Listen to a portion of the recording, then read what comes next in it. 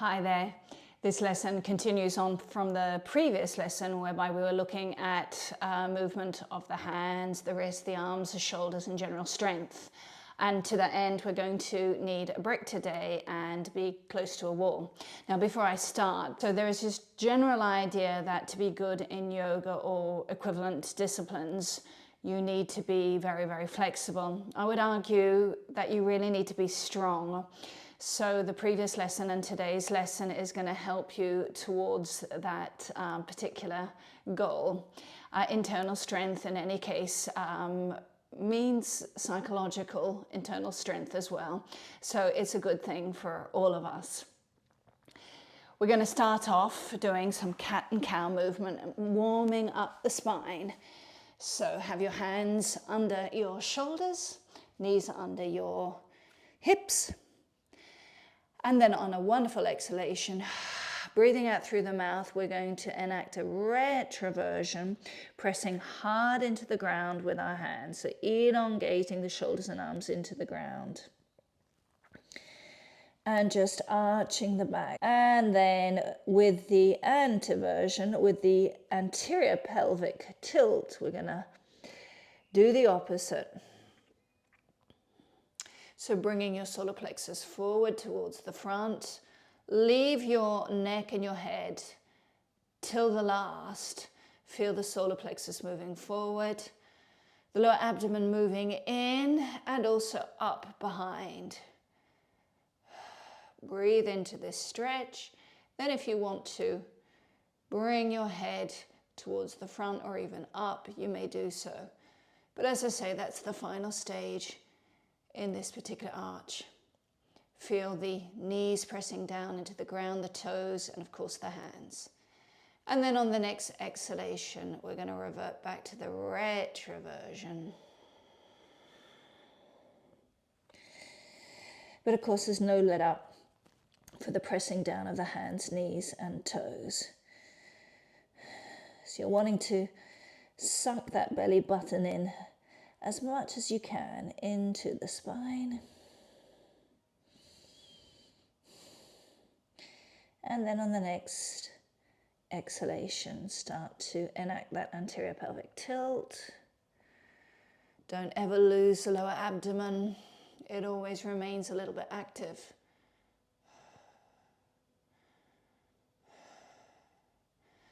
And feel this gradual awakening of the spine. Really press the knees into the ground so you're feeling a rebound enter into your knees, which then arrives into the hips. One more time, exhalation, retroversion.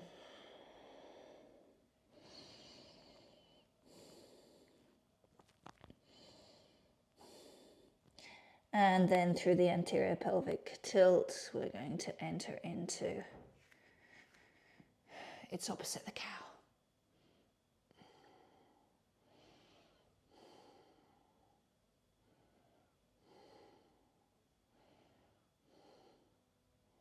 And then from there, we'll just come back to a more neutral position of the spine. So the lower abdomen is still supporting the lumbar area. And leaving the hips over the knees, we're going to come forward into Anahatasana. So gently look towards the hands. If that's sore on the neck though, please don't. And then every exhalation is a release forward, away from your pelvis, which in turn moves back behind you. So we're breathing this two-directionality of the torso. Solar plexus towards the front, pelvis going backwards. So our breathing realizes this and feels this two-directionality.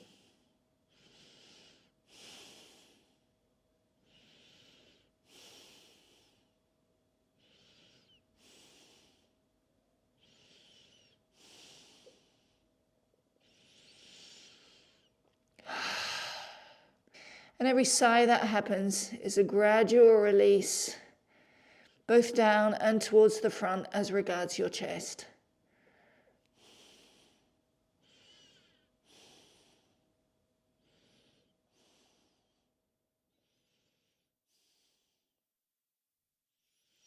And then to come out of Anahatasana, we breathe in and slowly walk our knees towards our hands. Sit down a moment in Vajrasana. Place the hands a moment, one on the lower abdomen, the other on the solar plexus. Squeeze your thighs. Sigh through the mouth. Feel your weight descend while your spine ascends.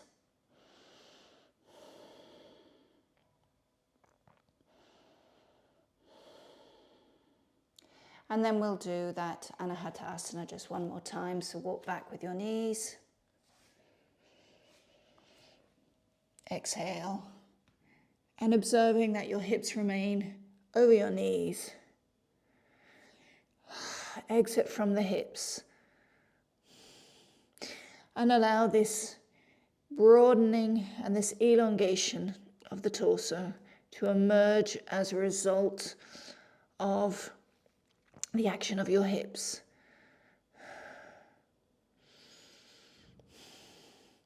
So with the hips going back and the torso going forward, one action cancels out the other, and essentially the hips remain over the knees.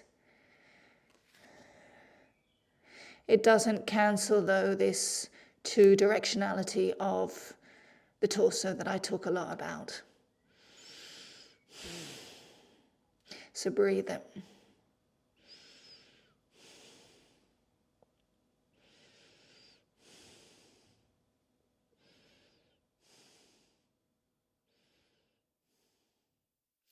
And then breathing in, we're going to walk our knees towards our hands. And just one more time in Vajrasana.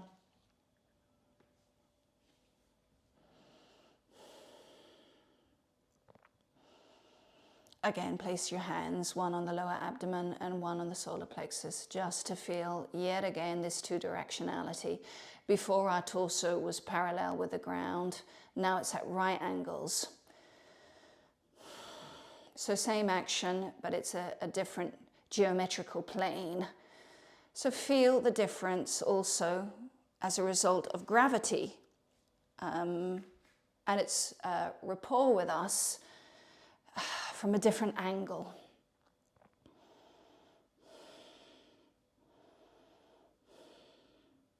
And then take your brick, or if you've got a book or something, and we're going to place it between our hands like this and put our hands and our forearm and our elbows on the ground like so.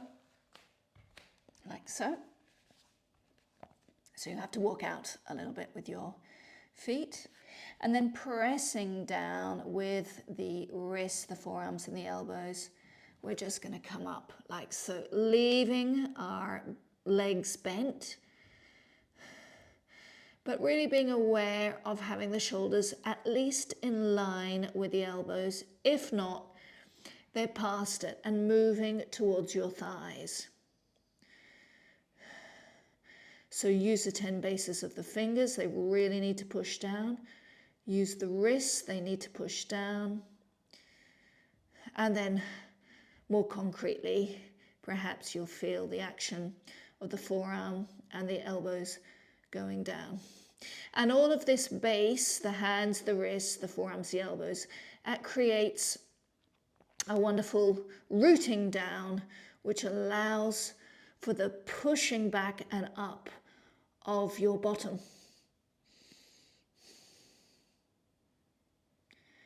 And then we can come down, knees separate, big toes together. We can drag that book or that brick towards us, put it under our head, and move into Adho Mukha Virasana. And just spend a moment relaxing there. Let out a nice sigh. And even here, you want to feel this movement of the bottom going back, the hips going back, and allowing for the extension forward of the chest, of the solar plexus. And when you're down there, although it's not possible, nor do you want it to happen, I'd like you still to have this idea of the thighs moving towards one another.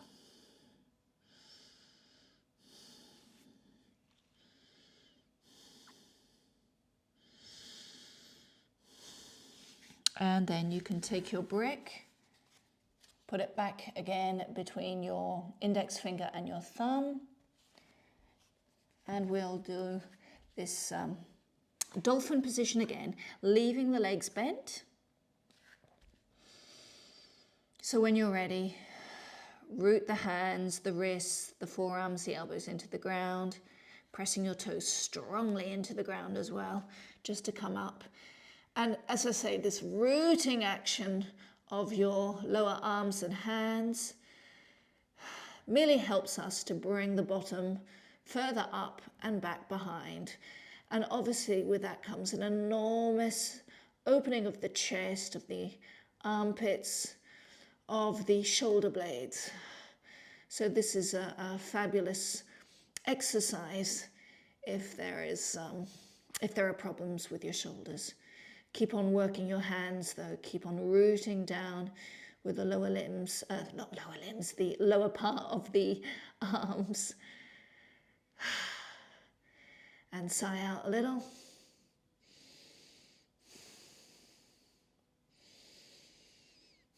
And feel that as the lower abdomen moves away, together with the hips, the solar plexus is able to slide towards the chin. And then we can come down again, knees to the side of the mat, big toes together. And as our bottom moves to touch the knees, we can slide the brick under our heads and return to Adho Mukha Virasana. And obviously when we use these bricks, remember, you can have more height if that's what you need, or you can actually remove the brick if you don't feel you need it. Just make sure that your torso is observing the two directionality. And if there's any doubt with that, then it's better to be too high anyhow, because at least the correct action is being done. You don't want to carry out incorrect action and then reinforce it through the years. That would be quite disastrous. So when in doubt, remain high.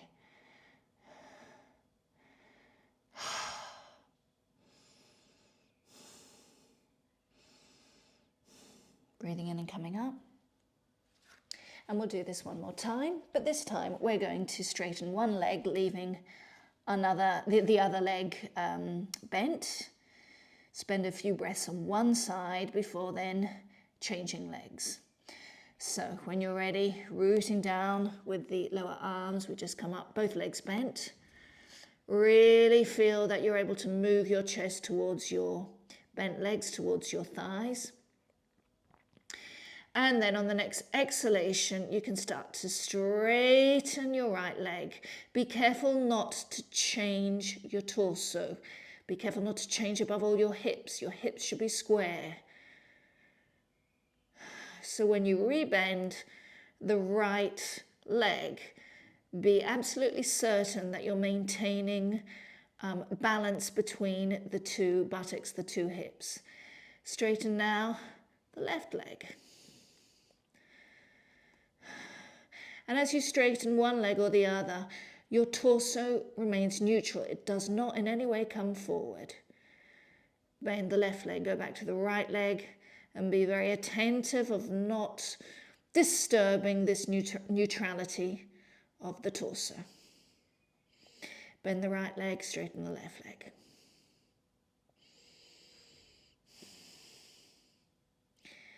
And then you can bend both legs, knees separate as wide as your yoga mat, big toes together. Bring the brick under your head and have a break. So from there I want to treat the shoulders slightly different. To For the end, we'll just move the brick to the side and come in a type of Dandasana position. The hands go behind and are flat on the ground. So if you need to do a retroversion to get down there, that's absolutely fine. We're not staying very long there anyhow. Put your feet on the ground. Now I want to do, it's a type of Purvottanasana. In Purvottanasana, the legs are normally straight. I'm not interested in that. I want the legs bent because I want the action really focused upon in the shoulders. So with our hands strong on the ground, and remember 10 bases of the fingers, really rooting to protect the hands, but also to help us get that elongation of the arms into the ground. We're going to, with a retroversion, start lifting off with our bottom. Okay? Now when we do that, a lot of people tend to raise their toes. Like the 10 bases of the fingers going down, we also want the 10 bases of the toes to go down. So be really, really aware of your feet as you're doing this. Now at the moment, we've got our pelvis very, very low. You're going to be feeling quite a bit of work in the shoulders regardless, the hands, the arms, great. And then on the next exhalation, we're going to see what happens when we go up a little bit with that retroversion. So maybe just a little bit. See what's happening in the hands and the arms. And see if you can turn your arms back behind, rotate them back a little bit without lifting the index finger. And then once you've rotated the arms, keep those rotated arms back and come up a little bit more, just a little bit. And see how you're doing. Now, if this is really, really strong, you just stay where you are, or maybe you need to come down a little bit, that's fine, but don't lose sight of the feet. Don't lose sight of the hands. We've got 4 points of contact between the body and the ground, and they're the points that we really need to mentally visualize as we stay in this kind of modified Purvottanasana. And then on the next exhalation, we can come down. Do Dandasana maybe, or if you're uncomfortable with Dandasana, you could actually do a cross-legged Sukhasana. And I would advise at this point maybe just to massage your hands. A lot of work that goes on between the hands and the shoulders in this Purvottanasana. And then just spend a moment maybe putting yourself back in contact with those 2 parts of the torso which I permanently talk about. Okay, and then we'll do this modified Purvottanasana again. Let's go. So hands behind. Root the bases of the fingers. Watch the index finger. That has a nasty tendency to move up towards the ceiling, and we don't want that. And then when you're ready, exhale, and we can start to slowly move the pelvis up off the floor thanks to a retroversion. Before you start to get up as high, because a lot of us want to get up to the top as quickly as possible, sort out the shoulders. So really open the shoulders back. You move the scapula towards one another and feel that as a result of this movement, a lot of us at least have this temptation to lift up the index finger. Please don't. We need that base. We need that rooting down. And then as we start to slowly but surely come further and further up, we need to keep on working the hands. Now as for the head, at the moment I'm just looking in front of me. I can start to gently raise my eyes towards the ceiling. I don't want to drop my head back like that because that is kind of irritating for the neck. But if you're not happy looking up towards the ceiling, you can remain looking slightly forward and up. And then you can just come back down. And we'll go into Sukhasana again, but this time we'll change the cross of the legs. So if you had your right leg in front, this time put your left leg in front, or vice versa. Go back to the 2 points of the torso a minute. Activate your feet. Feel how that activation of the feet is manifested in the energy of the hips, and that energy in the hips really then supports the torso. And then we're going to go back into this varied Purvottanasana. And we'll add a little something.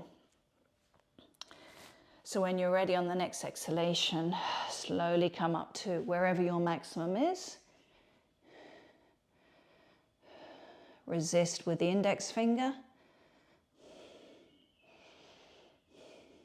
And then what we're going to do is we're going to start with the retroversion to bring our bottom down, but we're not going to touch the ground. We will lift up our feet so that our toes are pointing the ceiling. And we're going to swing past our hands and just simply spend a moment working really, really strongly the legs, the feet, the hands, and above all the abdominals. So I'm not sitting on the ground, I'm slightly above it. And then from there, I can swing back and do that varied Purvottanasana.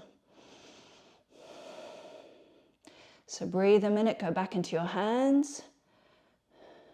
And then one more time, exhale. You swing past the hands. Don't plop your bottom on the ground. Breathe a couple of times, feel the work in the abdominals. And then on the next exhalation, you can come back up. And then this time we can just alight on the ground. Put the first leg back in front in Sukhasana. Massage your hands.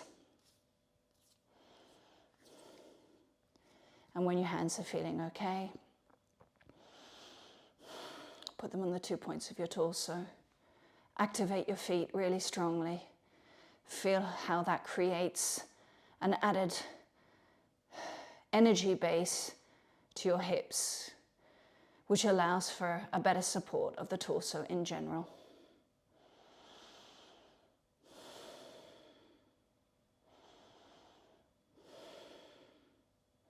And then just one more time, that last little sequence. So prepare yourself. When you're ready, exhaling and coming up as high as you can, remembering to open out the shoulders, move the scapula together, and resist with the finger bases. And feel how the more you resist with the fingers, the base of the fingers, the more you can make contact with the shoulders. And then exhale and swing past your hands with your bottom. Spend a couple of breaths, almost suspended in the air, but you've got your hands and your heels that are on the ground. And don't stop breathing. And then you can breathe out as you come back into Purvottanasana.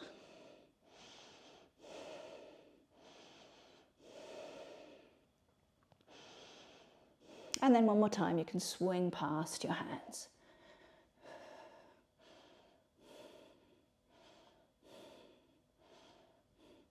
And then from there, you can just sit down.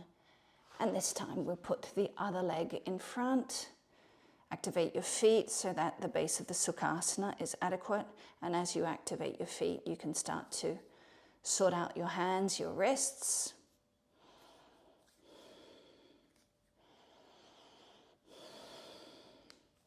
And then return those hands to the 2 points of the torso, just to place some awareness in those areas. Sigh a bit as well. So as we've done a type of Dandasana, I thought it was probably a good idea just to finish off with variations on a theme of Dandasana. So it could well be that you need extra support.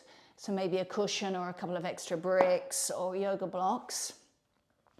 Why you need or maybe don't need the support would be simply if you find it difficult to sit upright with your legs straight, your feet active, and still with a great deal of attention to keeping those 2 points of the torso and therefore the neutrality of the torso in order. A lot of us have quite an extreme retroversion, which leads to collapsing, and you can see my solar plexus is completely squashed, yeah? If that is the case, grab a brick and just simply put it under your bottom. or a cushion or something that's going to give certain amount of support. And if you're still doing this type of thing, I would also advise just a bent leg, but you'll notice that my feet are active. So regardless of whether your legs are bent, partially, fully, or whether you've got your legs completely straight, your toes should be pointing up and your feet very, very active. So one of the best ways that I can think of in terms of keeping your feet as active as possible, and of course that has a knock-on effect in the hips, of keeping your hips nice and stable to support the torso. But one of the best ways of making that happen is to separate the toes and be really disciplined that way. So Dandasana, you've got your options, partially or fully bent, nothing underneath your bottom, a support between your bottom and the floor. It really is up to you. Be honest with what your needs are. And then the fingertips can lightly come to the side. The main work in any case is still in the torso. So attend to that. Attend to the 2 points. And then breathing in, we're just going to come up and bring our hands to the side. So I'm just going to turn around and look at you. And we're going to do this. So we're not doing fully Anahatasana, which is up like that. I want to do this because this creates length, it's true, but it also creates this divine kind of width. And it's so important that we don't just elongate, but we widen and we make ourselves broader in yoga. So what I want to make sure is that my hands are not forward. I want to make sure that my hands are in line with my shoulders, but be careful also of this. Oftentimes what you see is when people move their arms and hands back, it brings their upper chest back, yeah? So again, I've closed the solar plexus. So if you decide you want to move the hands back, by contrast, try and move the chest forward a little bit more. And in that way, you keep that solar plexus moving up towards the ceiling.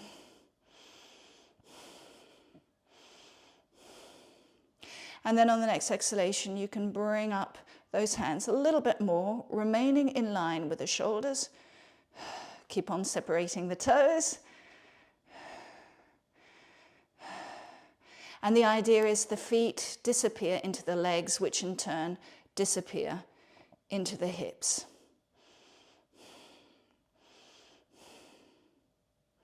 Okay, and then just bring your hands down. This is quite strong, so we'll quickly lie down, like so, feet on the ground, legs bent.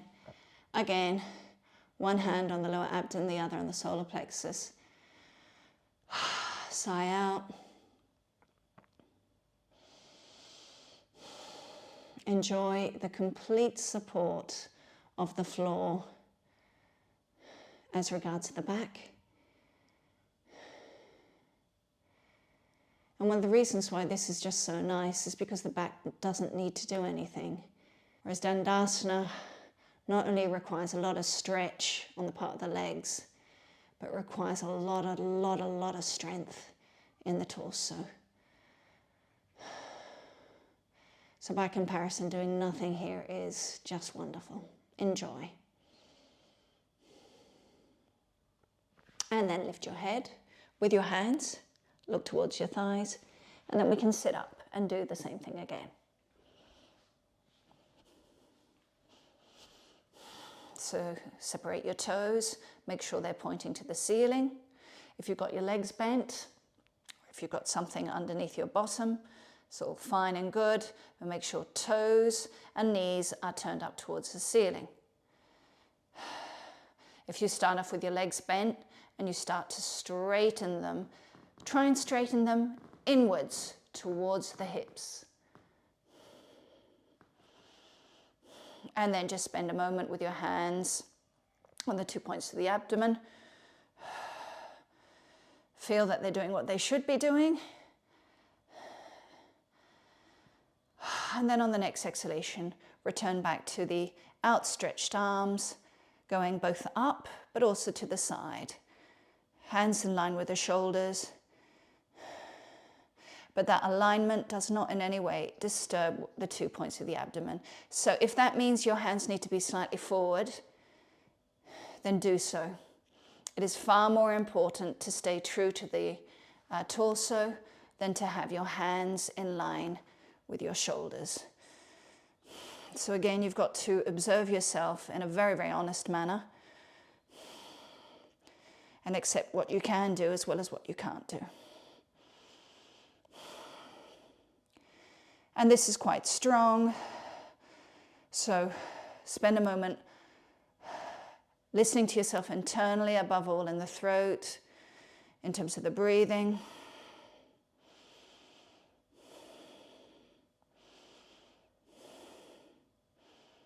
And then we can just come down with our hands. Don't collapse your torso. It's just your arms coming down, not your torso. And then from there, we can move back in, lying down.